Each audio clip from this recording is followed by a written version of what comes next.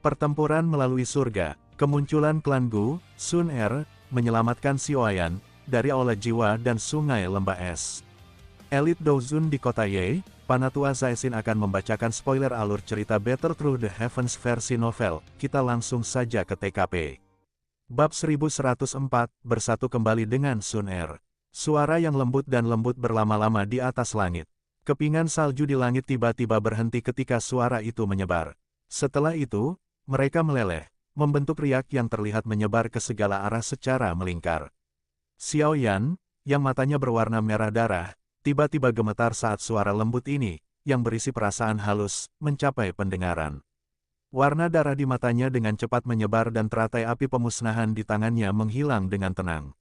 Tenggorokan Xiaoyan terlihat samar-samar saat matanya meluncur ke ruang terdistorsi dengan ekspresi tidak percaya. Suara ini hampir seperti keakraban yang sedalam jiwa.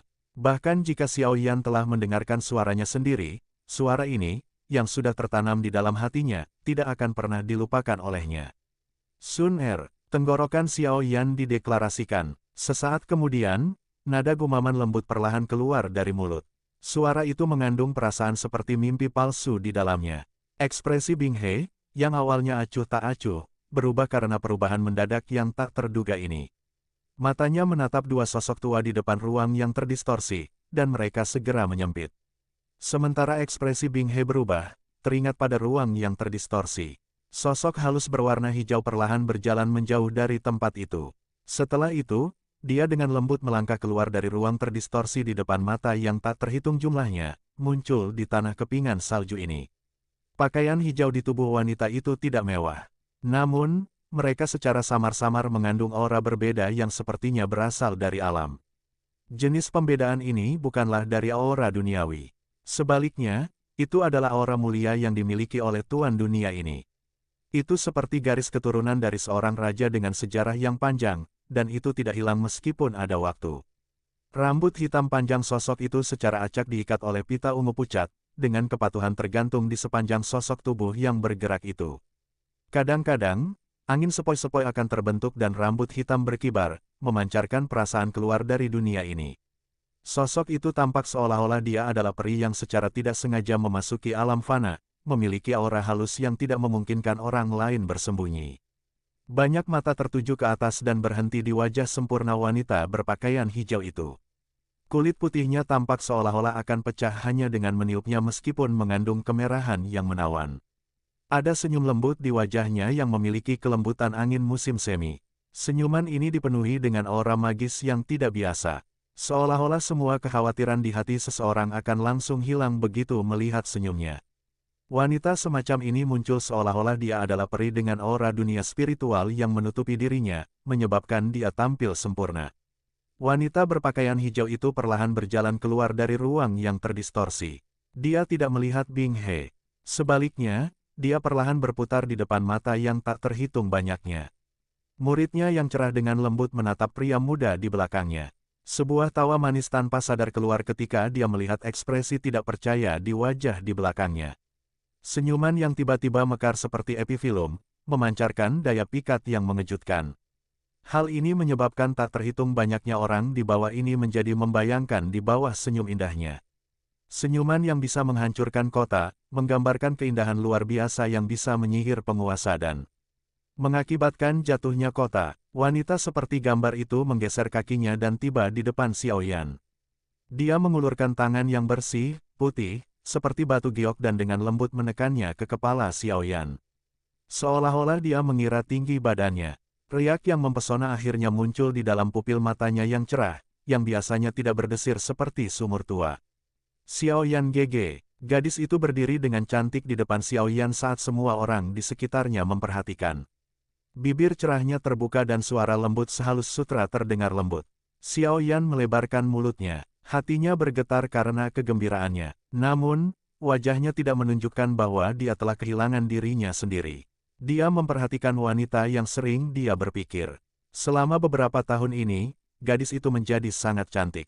Selain itu, Xiaoyan dengan senang hati menemukan bahwa masih ada perasaan yang akrab di matanya yang seperti air musim gugur yang menghangatkan hatinya. Penampilan wanita di depannya benar-benar berubah. Sikap, kekuatan, dan wajahnya cukup untuk menjadi dewi di hati banyak orang. Namun, saat Xiao Yan memperhatikan, dia mengerti bahwa terlepas dari bagaimana dia berubah, dia masih gadis kecil yang suka mengikuti di sana dan berulang kali memanggil Xiao Yan Gege. Tubuh Xiao Yan dengan lembut bergetar. Sesaat kemudian, dia akhirnya tidak bisa menahan emosi yang telah tertekan di dalam hatinya selama bertahun-tahun. Dia mengambil langkah maju, mengulurkan tangan, dan memeluk wanita yang sangat cantik di depan banyak seruan yang tak terhitung jumlahnya. Tindakan tiba-tiba Xiao Yan ini sedikit mengejutkan Sun Er. Mulut kecilnya mengeluarkan napas lembut sebelum kemerahan cerah terbang ke wajahnya. Dia dengan lembut berjuang sejenak sebelum menyerah. Baik dia dan Xiao Yan bukan lagi pemuda dari saat itu. Dia bisa merasakan emosi yang telah ditekan di hati Xiao Yan. Perasaan ini menyebabkan kehangatan muncul di matanya. Mata dua tetua berpakaian hitam, yang muncul sebelumnya, tiba-tiba menunjukkan ketajaman saat Xiao Yan memeluk Sun Er. Namun, setelah melihat Sun Er bahkan tidak memberikan sedikit perlawanan, mereka akhirnya saling berhadapan. Segera, mereka tanpa daya tekad kepala. Mereka sudah agak sadar mengapa Sun Er membawa mereka dalam perjalanannya keluar dari alam Gu. Namun, mereka masih merasa tidak percaya sekarang karena mereka telah menyaksikannya dengan mata kepala sendiri. Ada sejumlah pria muda tampan dengan bakat luar biasa dalam klan Gu yang gila-gilaan dan tertarik padanya. Namun, semuanya hanya menerima perlakuan yang acuh tak acuh. Bahkan ketika dia suatu saat berkumpul sambil tersenyum, akan ada ketidakpedulian yang dingin, yang membuat seseorang menjauh, terpancar darinya. Kedua pria tua ini belum pernah bertemu pria yang berani menarik Sun Er ke pelukan selama bertahun-tahun. Jika masalah ini menyebar di alam Gu, kemungkinan anak-anak nakal itu akan menjadi gila. Seorang pria berpakaian hitam berambut putih memutar matanya dan tanpa sadar menciumnya. Penglihatan Nona Sun Er seharusnya sangat bagus. Dari apa yang saya tahu, orang ini adalah orang dari klan Xiao. Orang tua berpakaian hitam lainnya dengan samar menambahkan. Klan Xiao, keturunan orang itu. Pria tua berambut putih itu terkejut ketika mendengar ini. Segera, matanya agak aneh saat dia melirik Xiao Yan. Setelah itu, dia tersenyum dan berkata, tidak heran. Namun, meskipun demikian, tidak mudah untuk mendapatkan penerimaan dari klan Gu. Bagaimanapun, dia hanyalah keturunan orang itu dan bukan orang itu sendiri. Selain itu, Nona muda adalah seseorang dari klan Gu, yang garis keturunannya telah dirawat dengan sempurna selama hampir 1000 tahun. Nona muda akan tahu batasannya dalam hal ini. Tidak ada gunanya bagi kita, orang tua, untuk mengatakan apapun. Semoga. Sementara keduanya berlangsung dengan lembut, Tian Huo Zunze dan dokter peri kecil di belakang Xiao Yan dikejutkan oleh pemandangan ini. Tian Huo Zunze masih baik-baik saja.